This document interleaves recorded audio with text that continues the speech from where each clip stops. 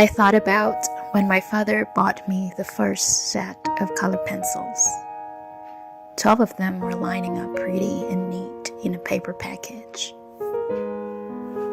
My father was an American war veteran who only visited on the weekend. He was my ultimate idol, who encouraged me to explore the world, make art, read, and do anything boys do. My mother was a stricter one, hot and cold. She was there, but not there. I've been trying to let go of the bitterness and resentment towards my mom that I've carried since childhood.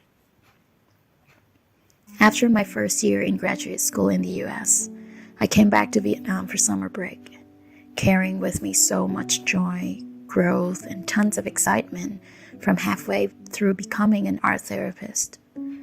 One day, my mother sat next to me on the couch and out of nowhere started saying, "Before I married your father, one day we were visiting my aunt.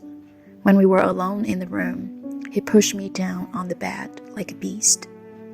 That jerk wanted to sleep with me, and I had to fight back really hard. My hair and clothes got really messy, and my aunt probably thought I caved in." I was in shock, confused, speechless. Did my mother just say she was raped by my father? Why now? Why is she telling me? I took the courage to hug her and said, "Tại sao bố lại làm cái điều kinh khủng đấy? Thương mẹ quá." For days after, I found myself in tears at night. Something cracked open in my heart. There was pain and there was relief. Suddenly, my mother made sense to me, but my father didn't. Is there a rapist inside my father? Or is there a father behind a rapist? Who bought the 5-year-old me that set of colored pencils? The father or the rapist? Who am I talking to 26 years later when he asked me if he could help me fix my shoe?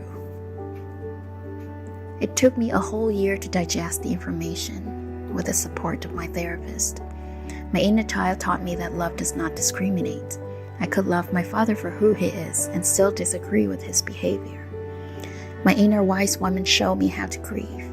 For the young girl who was craving for love of my mother. For the younger version of my mother, the bride-to-be, and the tremendous pains she went through. For my current mother who finally could share what she's been holding for decades. For the younger versions of my father who was so traumatized after the war and did not know how to stop spreading the pains. May these pains be transformed. May all the women and men in my lineage be free from the traumatic wounds. May the future generations inherit our strengths and resilience, not the pains.